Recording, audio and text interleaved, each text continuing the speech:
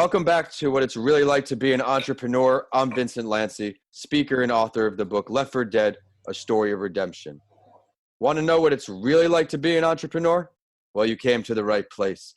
Whether you're already an entrepreneur or looking to start your journey tomorrow, or just someone who needs a little extra motivation to get through the day, this is the perfect podcast for you. This is the place where you will learn exactly what it's like in the world of entrepreneurship and hear authentic stories of entrepreneurs grinding on each episode. My goal for this podcast is to help you realize that giving up is never an option. If you missed the last episode, be sure to download it after you tune in today. Before I introduce my guest, I'll share another entrepreneurial journey to inspire you all. Since I have an athlete on the show, I will now introduce the entrepreneurial journey of Alex Rodriguez. And this article I found is a good one. And everybody knows A-Rod from his baseball days, and people have now been seeing more of him because he's with Jennifer Lopez.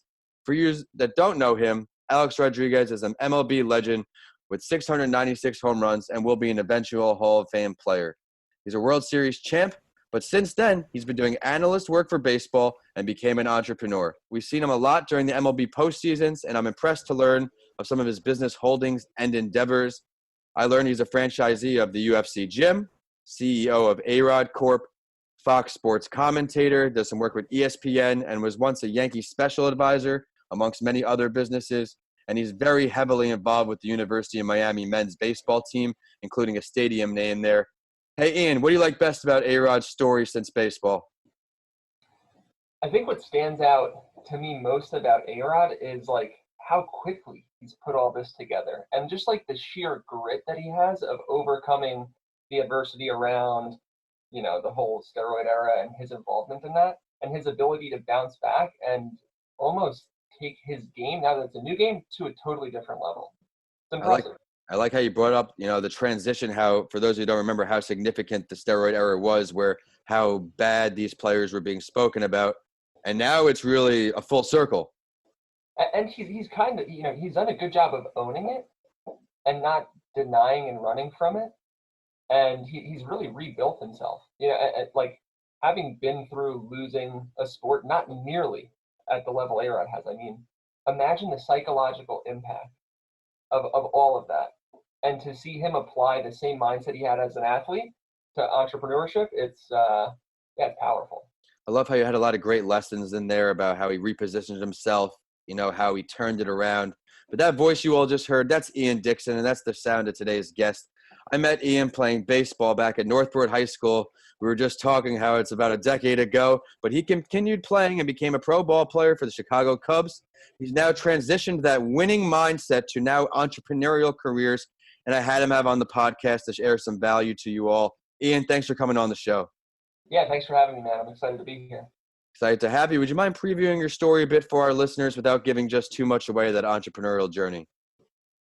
Yeah, sure. So as you mentioned, baseball was my first love. My first dream and goal in life was to play in the big leagues. And after 20 years of pursuing that, I came up 1 inch short.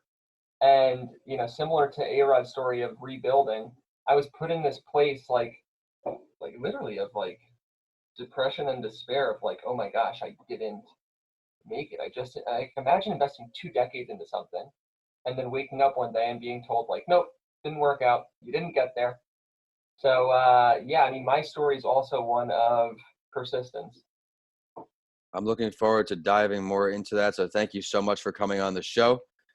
Because something I do, Ian, it's called the Big Five. On each episode, my guest and I will go over these 5 questions to help you, the listeners, learn what it's really like to be an entrepreneur. You ready to go, man? Let's do it. Absolutely. Great. So you might have just touched on it a bit, but I'm excited to learn the details, or maybe it may be different. When did you realize that you weren't happy with what you were doing, or you needed that change to become an entrepreneur? Oh, man. All right. So let me take you to the moment that I got released, right? So I was a pitcher, and I was coming off a year where I was injured, and I showed up to spring training in 2016. So 4 years ago now. Wow, time flies. And I approached camp with the mindset of I need to get back to where I was. And early on in camp, I got an indication from the powers that be in the organization that their goal for me was also to get back to where I was. And for me not to rush and stress and press and feel like I had to do too much too fast and get injured again. 2 weeks later, those same people sat across the desk and basically fired me from my job. I got released and I was basically told, like, it's over, at least with this team. And that kind of sent me into, as you can imagine, like an instant downward spiral of like, what do I do next? And like everybody was asking, like, Ian, what's next? What's next? What's next? Are you going to keep playing baseball? And I was like, oh my gosh, guys, I have no idea. I've literally never thought of this before. Like as an athlete, I viewed like thinking of a backup plan as a weakness. Like to me, that was like a crack in my armor. If I even considered not making it, I was setting myself up to fail. Right. Which I don't think I agree with today, but in that moment, like you have to imagine, I literally had no idea where to go. Thankfully, I had some strong mentors that directed me into sales, and I'm like forever grateful for that. But very quickly, I realized like I wasn't content doing it for somebody else. You know, like, and I'd say it came around about the time where like I started having some success in sales and like understanding how the business world worked and realizing like, oh, I can do this. Because when baseball was taken away, like my belief was taken away in myself because I'd never really applied myself to a different game other than baseball. So like I had tremendous belief in myself in baseball, but I didn't know business. And I like, it was like a reset, right? Like, and that's why the A-Rod story is so impressive because he's just accelerated. So for me, like once I started to taste this success at working for another company and realized like, oh, I can do this just like I can do baseball. That's the moment that I realized like, I want to do it for myself. I want to have the same freedom in my business life that I had in my baseball life. So that was probably three and a half years ago. I mean, it wasn't too long after getting released. It was like 6 months of pure like downhill and then 3 months of building back up and like getting that confidence back of like, oh, I can do this.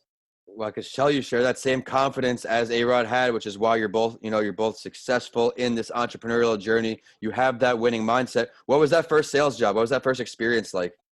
Oh, it was great. So I actually worked with a recruiter who specializes in placing collegiate and professional athletes into basically sales gigs. And the company I worked for was Republic Services. It was a recycling and waste hauler nationwide. They're like a $10 billion company, but I was in outside sales. So basically selling like dumpsters to businesses. And at first, like I remember the guy on the phone, he's like, Ian, like, hear me out. This is not going to be like the sexiest of jobs, but let me explain to you why you're going to want to take it. And like my personality is like, I don't want to, like, I've made mistakes judging books by their cover. So I was like, cool, dude, I'll hear it out. Let me meet everybody. And the people were incredible. And really what the recruiting firm sold me on was like, these guys are a $10 billion company. They invest 7 figures into their sales system.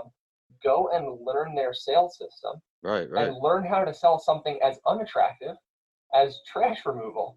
And it was like, once I adopted that mindset and realized like, oh my gosh, if I can sell this, like then I can sell something that I actually believe in and love. So that was my first gig.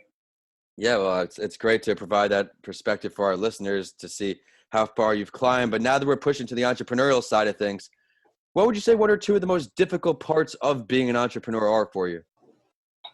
Oh man, the most difficult part is probably the timing of it. Like things in my head when I'm planning, they work faster than when you do them, almost always. Like, you know, now we're so I'm at a point currently where in my life where I left my I moved from that trash job to another outside sales job that was a little bit more of an entrepreneurial company. And then I left that job in August of 2019, so 7-8 months ago now. And that was because our side hustle started going in the right direction. And we basically learned how to take our offline sales skills to the online environment. And as soon as we saw that, it was like, okay, now it's time to go all in. What's the most stressful part about it is, again, like when I'm planning and seeing how things should like grow and move, it's always faster in my head. And when it comes to like real life, you have to have that consistent persistence and determination and belief that you're going to make it happen every single day. Like this is such a mental battle more than anything else. And that's why like I cherish the baseball experience and the experience as an athlete, because as you know, like that's trained and bred into you. right? Like the greatest gift of being an athlete has nothing to do with the physical. It doesn't, because the physical deteriorates. Like, trust me, I put on weight pretty quick when I stopped playing. But the mindset stays so long as you learn how to pivot and leverage it to the new game of entrepreneurship. So yeah, it's like the toughest part is not getting down on yourself when things aren't going exactly the way that you planned. Yeah, I learned very quickly as an entrepreneur that failure is inevitable. It's going to happen a lot, not getting down on yourself when it does, because, you have that winning mindset playing sports. You want to succeed in the classroom, get your diploma. But in the business world, as an entrepreneur, I'm failing at something to learn how to do it correctly, or I'm sending, 10, 20 emails out. I'm hearing back from one or two. That's pretty much a 90% failure. And that deters a lot of people from hearing those things to become an entrepreneur, of how much trial and error it is. There's no more holding hands. You got to go on your own. Can I share? This was some wisdom that I got from Tom Bilyeu back in February at a conference. He was speaking from stage, and he was talking about likening the mindset we should approach entrepreneurship with as the same way that artificial intelligence operates. He said artificial intelligence doesn't care, doesn't have emotions about failure. It views it as a sample. It's a test, right? So every time that we quote unquote fail or face an adversity, it's not truly a failure. It's just a sample. Okay, this doesn't work. What's the next thing? It's like you keep going through that and you will find the answer every single time. The people who don't find the answer are just simply the ones who've given up. And again, that comes back to this all being like a mental mindset game more than anything. Like you said, persistence. If those that have the persistence to stick it out, weather the storm, I'm 6, 7 years doing this entrepreneurial thing, and it is difficult. And, there's so many times you question yourself, is this worth it? Honestly, but you gotta stick with it. And I would even encourage people to lean into that. I'm the same way, man. Like I go through ups and downs, and I actually take out my my voice memo app on my phone, and I'll record where I'm at in that moment, because I don't think it's a bad thing. Like it's our emotions are the body trying to send us information through energy, right? So like we're trying to like be told something, and I think we need to listen to that more, and not so much as like accept it as like, oh, I shouldn't be doing this. It's more like, well, why do I feel that way? Like let me really get closer to that. And oftentimes when I do that, I get to this spot where I'm like, I feel like this because I'm not doing something that I know I should be. Like I'm trying to do it the easy way instead of like the tough way that I know will work. That's most often like where I get to when I do those exercises. I love it. I always try to bring myself back to some kind of regimented routine. I like being flexible with the entrepreneurial schedule, but there's something, if I go a couple of days without working out, right? Or I don't take my walk, or I don't go on the treadmill, I'm like, I would be feeling a little better mentally, probably have a little more energy, think a little clearer if I took that mental health break.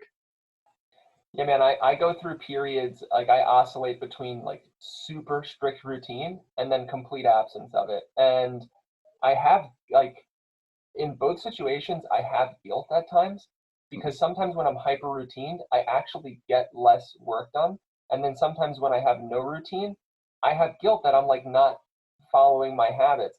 They both have places and value. It just really depends like where in the cycle you're at. For me, like when I'm focused on a project that has to be delivered, I will sacrifice the routine to just Right. be like pure, and that's when I get the most out of like I'll get the most results from that, but it's not sustainable long term. And then I shift back to routine, I slow things down, and I'm like, okay, that's launched, let's let it live.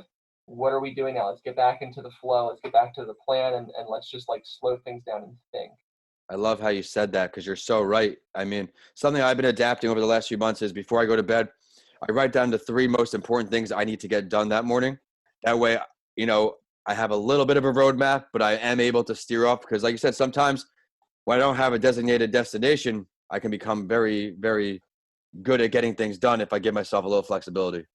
Can I share 2 things? Yeah. So let me give you guys the first, which is the most valuable, and then Ben, I'm going to ask you to remind me, because I'm going to forget the second when I tell the first story. Remind me about the roboticness of routine. Okay, so these are the 2 biggest lessons I learned in losing baseball, right? So like, as you can imagine, you come out of this this world of sports, and then you enter into a new world, and everybody wants to ask, like, do you miss baseball? Biggest question I got, even still to this day, like, do you miss it? Do you miss it? Do you miss it? And at first, I chose the answer to be no. No matter how I felt, I was going to make the answer no, because I didn't want to miss it. I knew that. All I knew is, like, I didn't want to look back with, like, regret. I didn't want to miss it, right? But my body was, like, conflicting. I felt uncomfortable and resistance of, like, I don't know. So I started asking myself, like, do you miss it? Like, what? I know I don't miss certain pieces, but, like, what do I miss?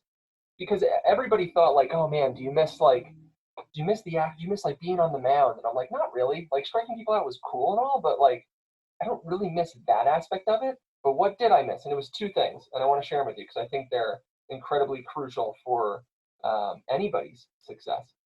The first was something that you just mentioned that you reminded me of, right? Like, when we don't have a clear end destination, I call it like the flag on the mountaintop. Like, visualize that. Visualize you're looking at a mountain and there's the peak, right? Like, that's where I'm going.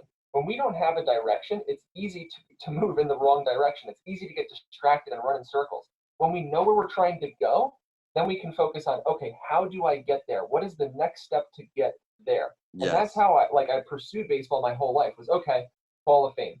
Okay, how do I get to the Hall of Fame? Well, I have to, like, win some World Series and be an All-Star. Well, how do I do that? I have to get to the major leagues. How do I get to the major leagues? Got to go to college and work it all the way back, right? And it's this like focus of where am I going and what's the next step to get there. Okay, now in addition to that, something else that I realized that I missed and craved was not doing it alone. If we try to climb the mountain alone, it's easy to get stranded and die, right? Like, you Right. need the support of a team. And I missed having my team and other like-minded people who were going to the same destination and had also, like, invested a ton of energy already. It's like finding people that are also where you're at that want to work in pursuit of it with you. So like as soon as I was able to replace those two things, I didn't miss baseball anymore because the two things I missed, I got back. Now the second piece, roboticness of routines. Yeah, Okay, there you go. here's a trap that I've fallen into. I got, like, hyper routine oriented coming out of sports, and did I don't know, 660 something days in a row of, like, the same, like, regimented routine. And Wow. what I found was that type of momentum. We got to a point where I was like, I have to get to day 661, day 662. But it was like I wasn't clear on how that connected to the end destination I wanted to go to. And I started to favor, like, completing the streak rather than actually getting to where I want to go. So you almost have to have both. You have to know where you're going and then what routine is actually helping you get there, like step by step, day by day. And if you identify that your current routine isn't taking you in that direction, don't feel bad about sacrificing it.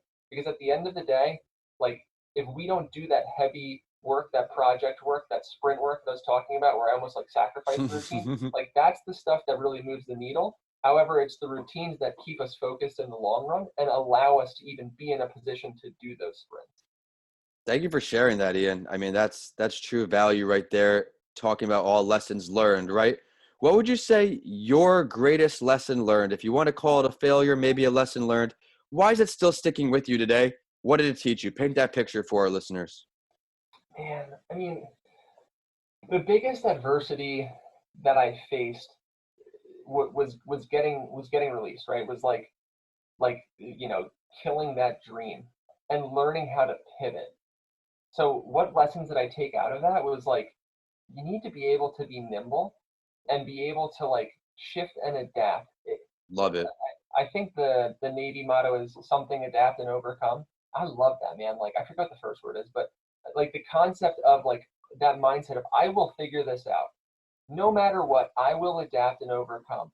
Like, if you can build that into your identity as, like, I am the type of person who will just figure it out, I think that's been the most, like, powerful asset that I acquired from the whole losing baseball thing. Like, I look at that as, like, oh man, if I can overcome that, the rest of this stuff's relatively easy. Like, that was the most painful thing I experienced. Nothing, okay, my ad account on Facebook gets shut down. Yeah, that's an adversity and it's a pain in the ass today, but in reality it pales in comparison to what we've already been through. So it's like the biggest lesson is having that I will figure this out mentality, because gosh, man, I see so many people who are so hyper successful that they just apply themselves to figuring it out and running in a direction, and they'll admit to you, like, I actually, when I started, had no idea what I was doing, and still to this day don't know very much, but I got really good at this one thing, and I decided to figure it out, and I leveraged it, and I just hire people to do the other stuff. I So love yeah, it, man.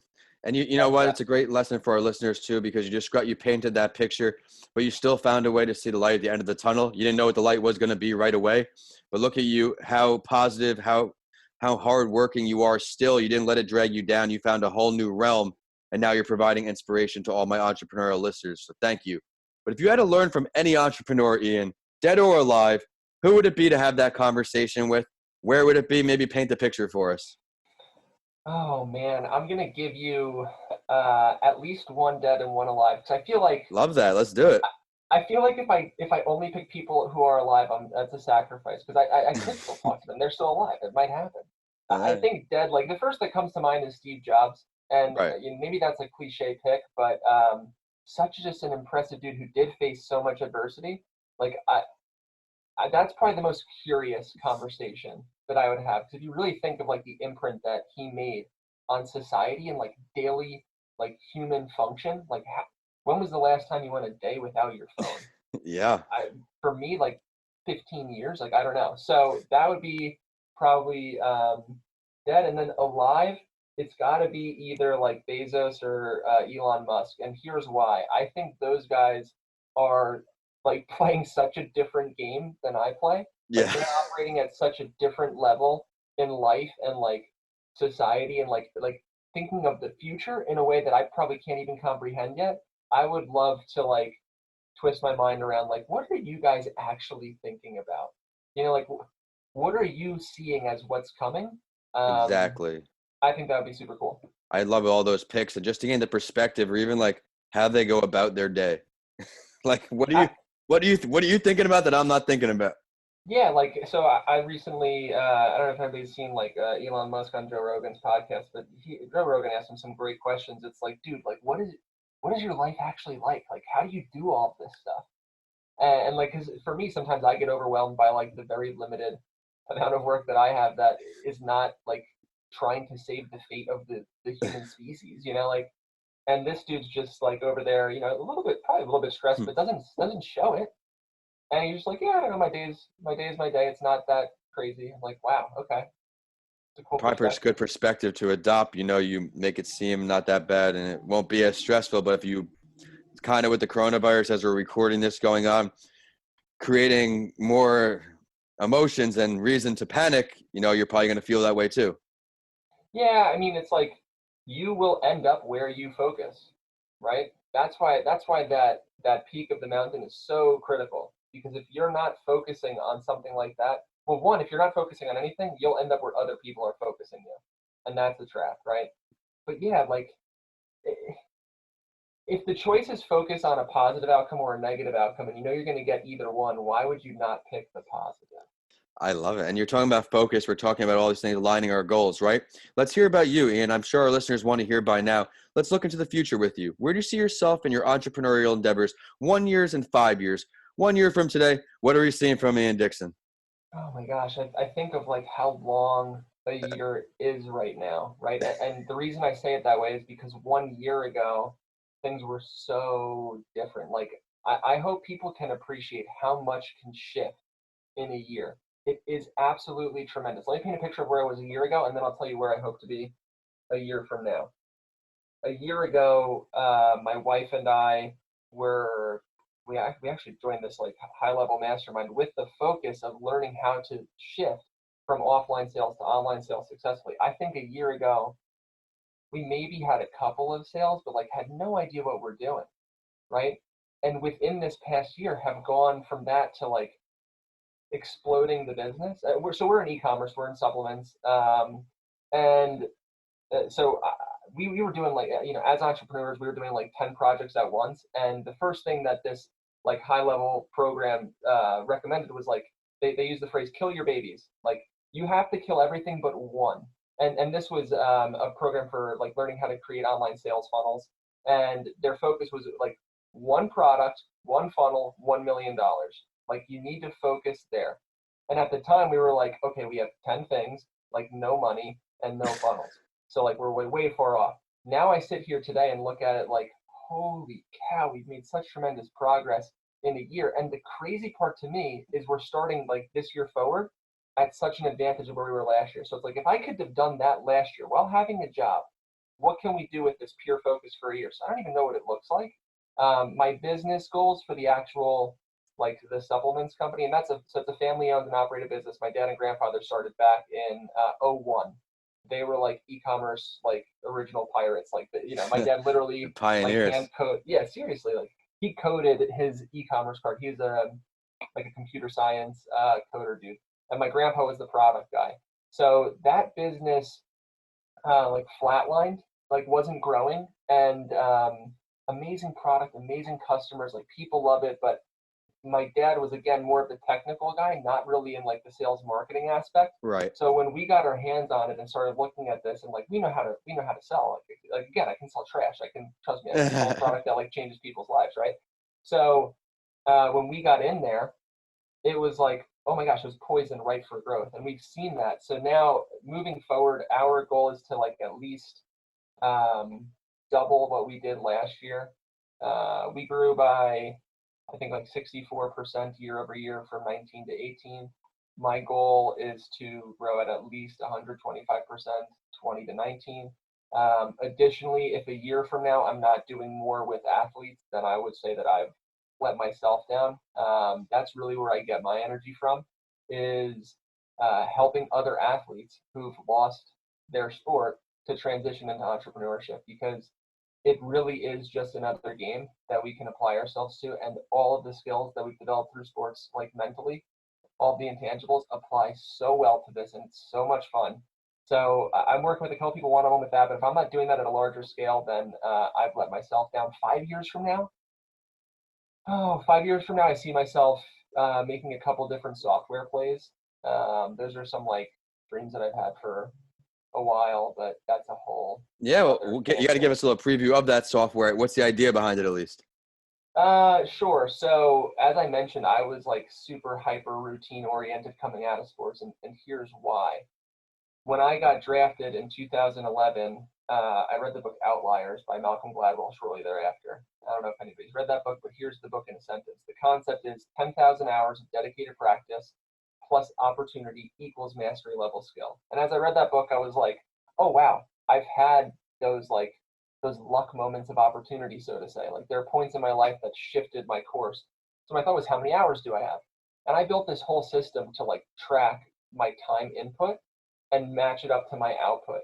And really it was like this goal-based management of like, here's this outcome I'm trying to produce. Right. Let me do everything I can to manage my inputs in pursuit of that. So as soon as baseball ended, like I took that same mindset and that same system with me of like, okay, my outcome now isn't like major leagues, my outcome's now dollars. So how do I manage my inputs in pursuit of those dollars?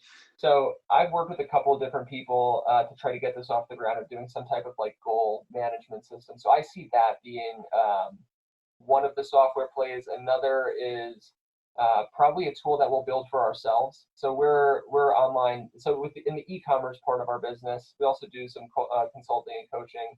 But for the e-commerce part, we're primarily in ClickFunnels and Shopify, a little bit on Amazon. Okay. So I see us building our own tool to help with like an analytics dashboard and to kind of streamline some of the functions that we're already doing manually.